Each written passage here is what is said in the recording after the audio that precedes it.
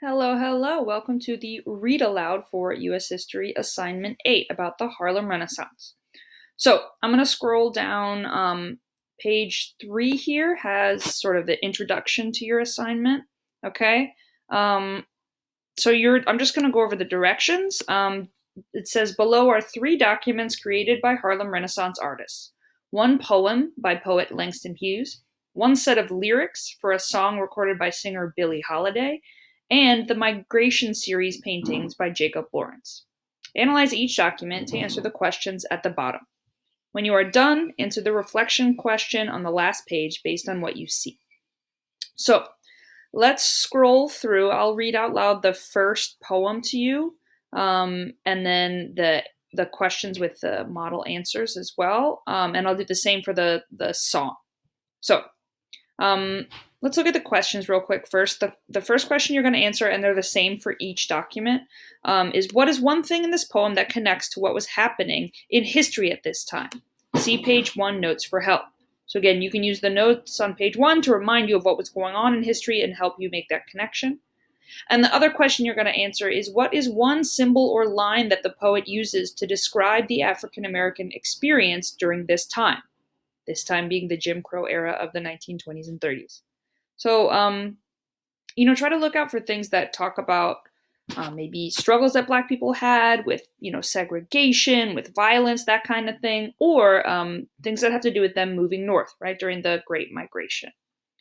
So, let's read the poem and see. Good Morning by Langston Hughes. Good morning, Daddy. I was born here, he said. Watched Harlem grow until the colored folks spread from river to river across the middle of Manhattan, out of Penn Station. That's the main train station in New York City. Dark tenth of a nation. Planes from Puerto Rico and holds of boats, Chico. Up from Cuba, Haiti, Jamaica, and buses marked New York from Georgia, Florida, Louisiana, to Harlem, Brooklyn, the Bronx. But most of all to Harlem, dusky sash across Manhattan. I've seen them come dark, wandering, wide-eyed, dreaming, out of Penn Station. But the trains are late. The gates are open, yet there are bars at each gate. What happens to a dream deferred? Daddy, ain't you heard? A dream deferred, by the way, is just a dream or a goal that you ignore that doesn't happen. So, to answer the first question, one thing that I noticed that connects to what was happening in history at this time is that the poem mentions people moving from the South, from Georgia, Florida, and Louisiana, up to Harlem, okay, which you can see it does that right here, okay. And that reminded me of how Black people moved north during the Great Migration, so I said, just like many Black people did during the Great Migration. Okay. And one symbol or line that the poet uses to describe the African American experience during this time. Well, I said that when he describes that Black people were wandering wide-eyed and dreaming out of Penn Station, right? That means to me that many African Americans were excited and curious about having just moved to New York City for a new life. Okay?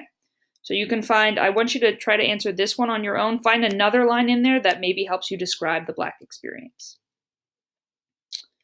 Okay.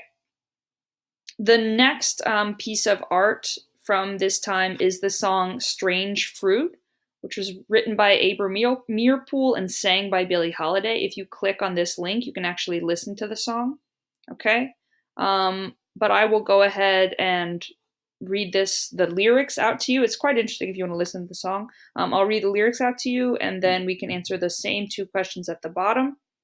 What is one thing in the song that connects to what was happening in history at this time? And what is one symbol or line that the singer uses to describe the African American experience during this time, the Jim Crow era? Okay, so let's read the lyrics to this poem together.